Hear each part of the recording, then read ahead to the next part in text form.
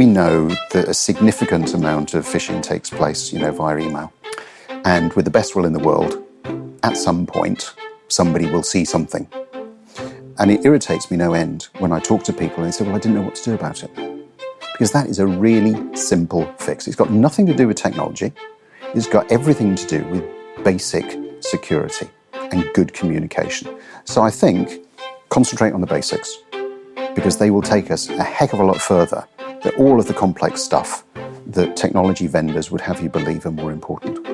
You're listening to the ISF podcast for your organization's better cybersecurity. Your host, ISF CEO Steve Durbin, is an expert in leadership, business culture transformation, and cyber strategies for today's top enterprises. I'm producer Tavia Gilbert. Steve recently sat for an interview for The European, speaking with veteran journalist Julie MacDonald. Today, in the first half of the conversation, Steve and Julie discuss the regulatory landscape, improving communication across the business, and how enterprises can successfully marry technology with the human element of work. Hello there, very warm welcome. I'm Julie MacDonald.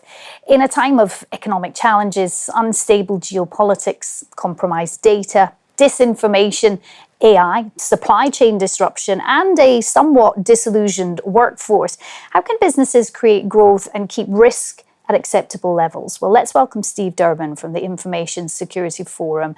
Hi there, Steve. Fantastic to see you. I always enjoy our conversations. So much is in flux right now. What I would like to understand from you is, how can a business create a culture that is about supporting risk management, cybersecurity, but also about driving growth? How do they get the balance right? I think with difficulty is the short answer. I think every business these days is dependent upon technology. And so if you're dependent upon technology, you have to take into account cybersecurity and the risks that brings.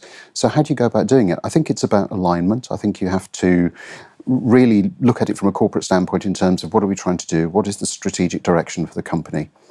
And then focus in on those things that are going to make a difference to achieving that, and really make sure that that is protected then from a security standpoint, from a risk perspective. But there's no easy answer to it. And risk, I've sort of come to the conclusion, is a very personal thing when you look at it from a corporate standpoint. So lots of people will talk about, standardizing, and these are the things you ought to do, or this is the percentage you ought to spend, and so on. But the conclusion I've come to is that actually it is very personal, because no two businesses are the same. And so it's all about tailoring that risk profile in line with your board, in line with your leadership team, in line with what you're trying to achieve. I'm glad you mentioned the leadership team. So much of this is about the skills of the leader, isn't it? To bring all of those teams on board. And I notice very much in my work also, particularly with large corporates, there are a lot of silos. But it strikes me that in managing risk, it's about collaboration, it's about working together. So the CEO has a huge role to play here, don't they, in getting those teams on board and understanding the value of managing that risk? Yeah, the CEOs do. And I think it's the whole leadership team as well. And I would include the board in that. But I think, when we look at any business, again, one of the things that has struck me is that we talk so much about technology, but actually it's all about the people. And so high emotional intelligence, the ability to try to head things off before they happen, understanding the challenges of different teams working together. I think successful businesses were going to have to be very much more transparent than perhaps they have been in the past, not just within leadership, but also throughout the organization. Because you have to be able to make sure that everybody who is involved understands why they're doing what they're doing. And I think for some chief executives, for some leadership teams, that's proving to be difficult.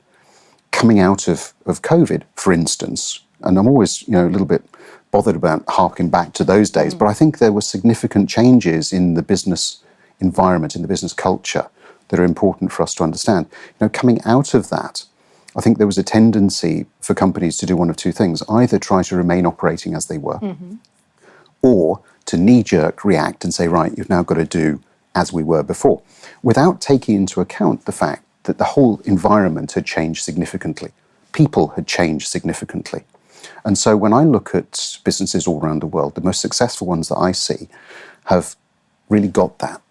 And they've decided that they need to do something around not necessarily transformation, because for me that always really makes me think about revolution, but how they can evolve the overall people-based culture in line with what the business is trying to achieve, in line with what shareholders are expecting, in line with the ambitions of certain individuals, in an environment that's become very much more complex, where people are still, frankly, struggling to come to terms with what this new environment looks like. You mentioned transparency, and I find this interesting because I'm also thinking about cross-fertilization across an industry, or with regulators, or with government. So that transparency going beyond just the inside of an organization, but going, beyond its borders. Yeah. And that is something I feel that a lot of people, a lot of organizations struggle with, this idea that they might have to collaborate with competitors in order to be able to deal with threats. So how far does transparency need to go?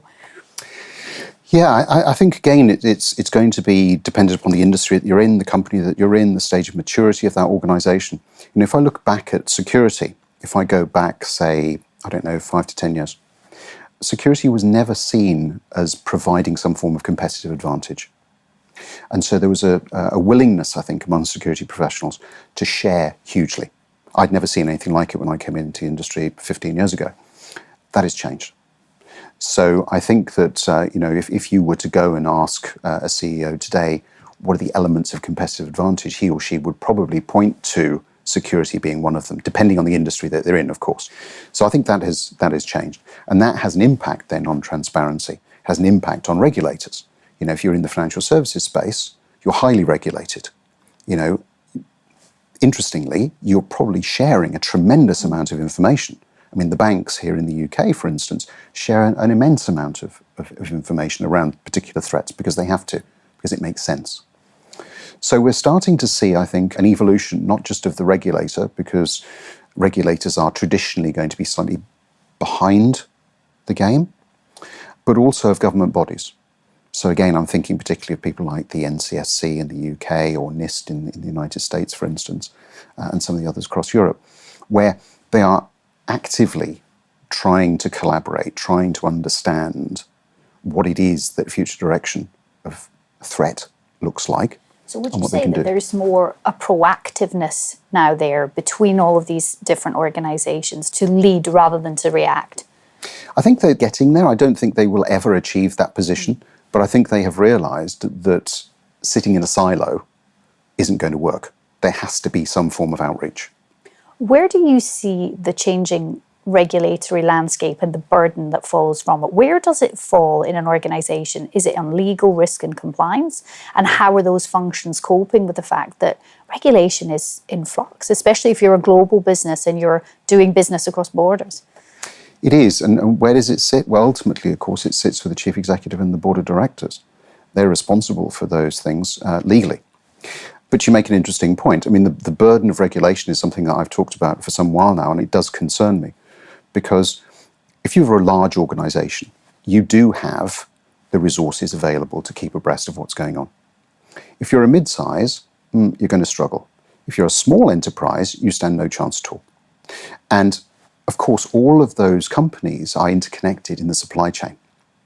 So there's an increasing onus, I think, on large corporations to actually take a much more mature view on the supply chain. And instead of simply asking them to complete questionnaires to comply, it's about helping them to do so. It's about explaining why it's necessary. Because a small enterprise can be a very important cog in that supply chain wheel. And so it isn't a simple question or matter of just excluding them.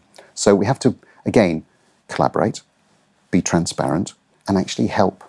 Where leaders of organizations come into play, and particularly those that are leading cybersecurity, are they doing as good a job as they could of explaining the strategic imperative to getting it right? That's a question. I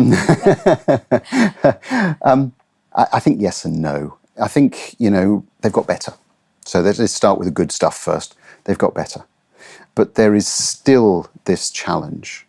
And again, one of the things I've noticed is that we speak two different languages. So the language of the business is not the same as the language of technology and security. And so then if we're not very careful, we get into this debate about, well, whose responsibility is it to learn to speak each other's language? And the answer, of course, is it's both of us.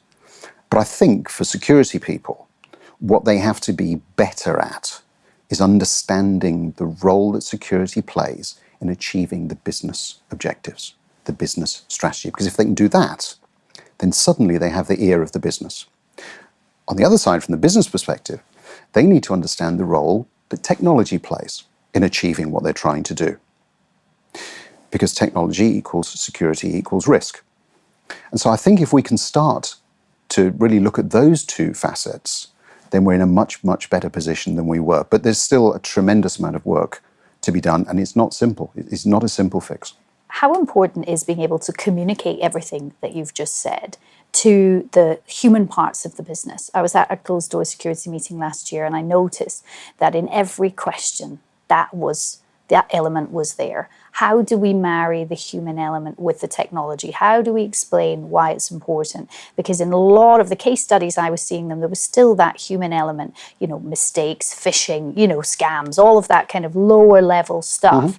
And so how do we go about telling the story that it's everybody's responsibility driving towards those business outcomes to take care of security?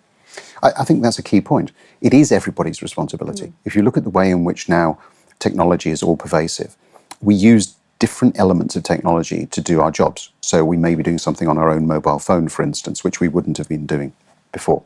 So the importance of security awareness has actually increased significantly. Again, we have hybrid working in the majority of organizations. And so it is about tailoring your awareness programs to be relevant to the individual. What you're trying to do is to get some emotional connection between the individual and what it is that you're trying them to do or not to do. And that means that, yes, of course, there is training. Yes, of course, there needs to be scenarios where you're running, phishing exercises and all of that kind of thing. But the important point for me that I think a lot of organizations forget is that you have to provide feedback, good and bad, in the moment. So it is no good me clicking on a link and in a week's time you coming to me and saying, Steve, well, 7 days ago, you actually clicked on this link and you shouldn't have done. Yeah. Because I've got no clue what you're talking about.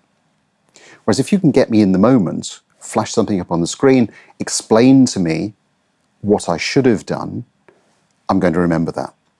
The other key thing that I don't think we do enough of, and it's really simple, is just let people know who to contact if they're uncertain. We know that a significant amount of phishing takes place, via email. And with the best will in the world, at some point, somebody will see something. And it irritates me no end when I talk to people and they say, well, I didn't know what to do about it. Because that is a really simple fix. It's got nothing to do with technology. It's got everything to do with basic security and good communication. So I think concentrate on the basics because they will take us a heck of a lot further than all of the complex stuff that technology vendors would have you believe are more important. We'll be back next week for the second part of Steve's interview for The European with journalist Julie MacDonald.